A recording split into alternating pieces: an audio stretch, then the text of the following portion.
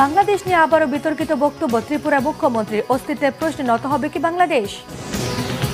২৭ বছর পর দিল্লি জয়ের ঝান্ডা উড়ালো মোদির বিজেপি। আতঙ্কমুক্ত থাকতে পারবেন কি মুসলিম নগরবাসী? ইসরায়েলে আরও মরণাস্ত্র পাঠাতে ট্রাম্পের অনুমোদন। ফিলিস্তিনের সৌদি শক্ত সমর্থন কি যুদ্ধ বিস্তারের বার্তা?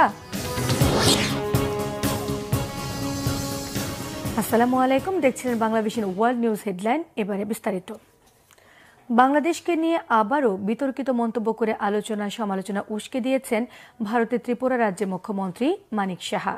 এবার দাবি করেন, প্রতিবেশী ভারতের সাহায্য ছাড়া বাংলাদেশের উন্নয়ন অগ্রগতি সার্বিকভাবে টিকে থাকাই অসম্ভব।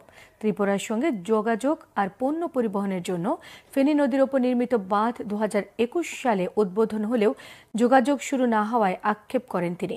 মুখ্যমন্ত্রী মানিকের দৃঢ় বিশ্বাস, অতিমাত্রায় ভারত নির্ভরশীলতার কারণেই অদূর ভবিষ্যতে পণ্য পরিবহন থেকে শুরু করে পারস্পরিক যোগাযোগ স্বাভাবিক করে আনতে বাধ্য হবে বাংলাদেশ। বিস্তারিত ডেস্ক রিপোর্টে। বাংলাদেশ का सिचुएशन तो ठीक नहीं है।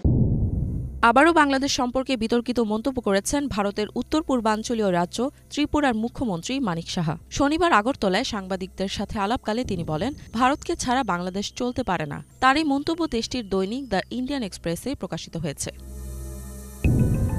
প্রতিবেদনে বলা হয়, ত্রিপুরার মুখ্যমন্ত্রী মানিক সাহার মতে ভারত ছাড়া বাংলাদেশে কোনো কার্যক্রম চলা সম্ভব নয়। এ সময় যে সকল দ্বিপাক্ষিক প্রকল্প বাংলাদেশ ও ভারতের মধ্যে সম্পন্ন হয়েছে অথবা সমাপ্তির কাছাকাছি, সব কার্যক্রম ভবিষ্যতে শুরু হবে বলেও প্রত্যাশা করেন মুখ্যমন্ত্রী।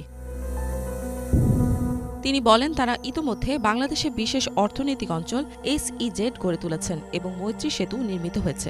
বাংলাদেশের আখাউড়া ও ত্রিপুরার আগরতলার মাঝে রেল সংযোগ রয়েছে, সবকিছু প্রস্তুত। তিনি অভিযোগ করেন, বর্তমানে বাংলাদেশের সমস্যা চলছে, তবে তিনি নিশ্চিত যে ভবিষ্যতে আন্তর্জাতিক রেলপথ সংযোগ চালু হবে। তার বিশ্বাস এই সমস্যার সমাধান হবে, কারণ বাংলাদেশ ভারতকে ছাড়া চলতে পারে না।